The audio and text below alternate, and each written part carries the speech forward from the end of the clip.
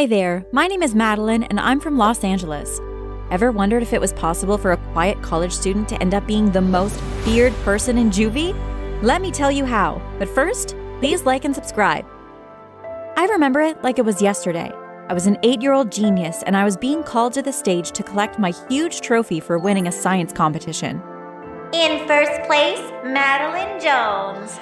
Everyone cheered and I was beaming. I was already halfway across the stage when the announcer looked confused. Oops, it seems that there's been a mix-up. The winner is actually Tyler Lee. I'm sorry, Madeline. Everyone started laughing.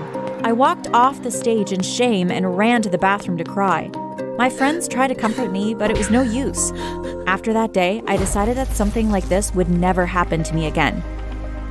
I'd have to become a perfectionist and be the absolute best at everything. And that's exactly what I did. I never lost another competition again, and I was always at the top of my class. I waltzed through the school's entrance on my first day at senior high school and tried to find my way around, but then I saw him. And I swear my mind went completely blank. He was perfect, and as he stared back at me, I could feel myself melting. It was like my mind and my body weren't connected. I walked forward and then, bam! I tripped and hit my nose on a locker. I could hear laughter all around me, and when I looked up, he was gone. I shamefully walked to my first class and sat down. Hey, look, it's Rudolph. Your nose is really red. I wanted to disappear. As the week went by, it seemed that no one remembered what happened. So at least I had that going for me. But that Friday, I ended up spilling water all over my backpack, and I had to carry my books everywhere. While I was rushing from math to physics class, I jumped straight into someone and my books fell on his feet. When I looked up to see who it was, I froze. He gazed into my eyes, and I think I nearly stopped breathing. Hey, cutie. I'm so sorry. Oh my gosh, this is so embarrassing. Don't worry about it. By the way, what's your number? I gave it to him, and then he helped me pick up my books. I gotta run now. Talk to you tonight. I couldn't believe it. Did this hunk think I was attractive too?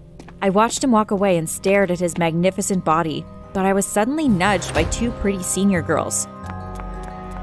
Hey, I'm Angela. Listen, I saw Blaze checking you out, and I just wanted to warn you. He's no good.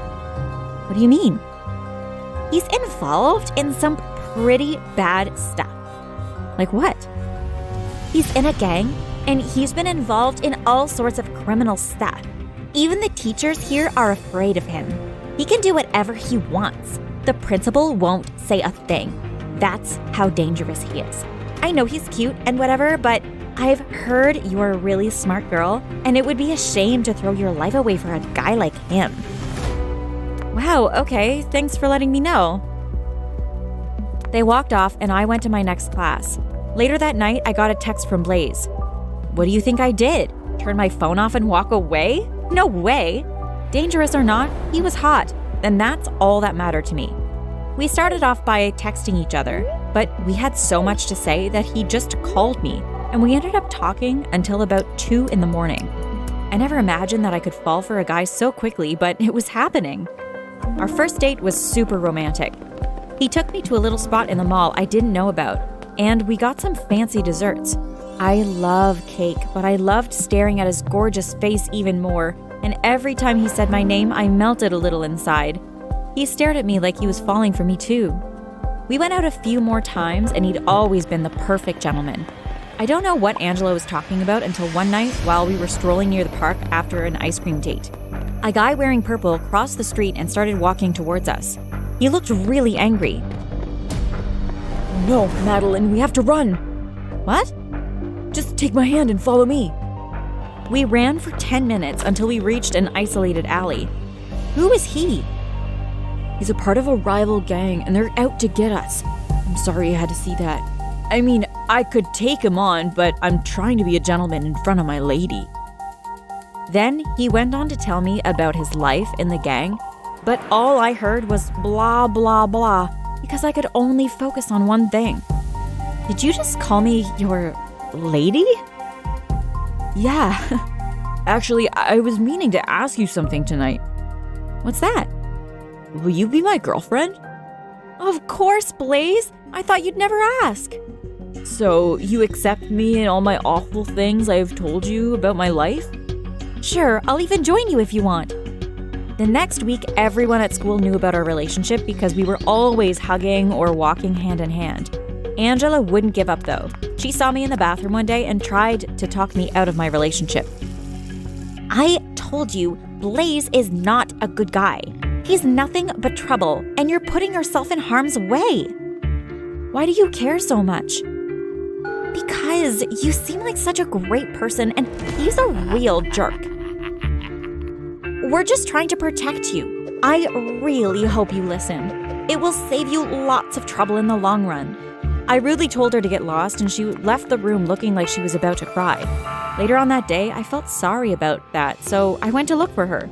I thought she'd be near her locker, as the bell had just rung for us to change classes, but she wasn't. I noticed that her locker was slightly open, and the curious part of me decided to take a peek. You won't believe what I found. There was a picture of Blaze stuck to the inside of the locker door. She had decorated it with little hearts, and on the bottom she wrote, "Someday you will be mine." I couldn't believe it.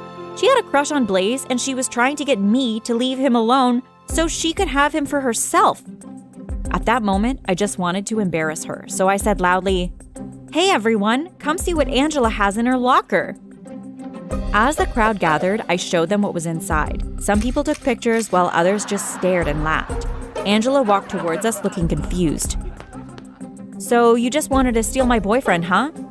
"What? No, I didn't put that there." "Liar, so much for trying to protect me." I walked away and left her there to soak up the shame. My relationship with Blaze continued to grow. We did everything together. During the day, I helped him with his schoolwork, and at nights, I went with him and his gang on their nightly escapades. They were a pretty rough bunch, but they were nice to me because I was his girlfriend. I learned a lot, like how to pick a lock without anyone noticing and how to shoplift without getting caught.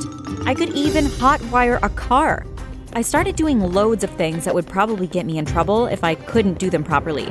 Then one day, the leader of the gang asked me to join, and I agreed. Anything to be with Blaze and to make him happy. So I had to do more complicated things now. I participated in a home invasion, and it was scary as heck. We also did about 5 robberies and were successful each time. But my academic life was blossoming too. I was still the perfect student at school, and I had better grades than anyone else.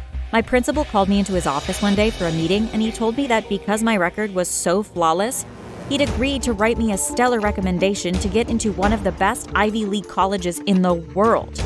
When I told my parents, they were so proud, but I always wondered how me going to college would affect Blaze. Obviously, I wanted to gaze into his handsome eyes for the rest of my life. But have you ever heard about a perfect relationship between a gang member and an astrophysicist? It was hard for me to think about, so I tried not to. I just continued being an angel by day and a devil by night. But the devil part was getting harder because I kept getting assigned to more difficult tasks. Me and 3 other guys were told to burn down a rival gang member's house one night, so we went there and started doing what we had to do. It was a pretty isolated area, so we didn't have to worry about getting caught. But just as we were about to get into the getaway car, we noticed a girl standing by a tree. "Hey, I think we have a witness." "Get her." "What?" "We have no choice. We have to kidnap her." One of the guys ran and caught her by the arms. He carried her and put her in the trunk of the car as we sped off. They drove to another isolated area and parked in front of an old building. They tied the little girl up in there, and later, some other guys arrived. So what do we do with her? You know what happens to witnesses. I tried to plead with them because she was so young, but they wouldn't listen. Then they left the room for a while, and I was alone with her. "You're Madeline. I've heard of you before." "What? Who are you?" "My dad is your principal." "Oh my gosh." "Please set me free. I won't tell anyone that you were here." I waited until everyone had left or had fallen asleep. Then I untied her. I drove her to her parents' house, then went quietly back to mine. But the next morning, I woke up to sirens. There were cops all over my house, and my parents looked confused. You're under arrest for arson and kidnapping. Wait, what? The child told us everything. As a police car drove me away, I looked out the window and saw Blaze and some other guys from the gang hiding around the street corner. One of them signaled to me that as soon as I got out, I'd be done for.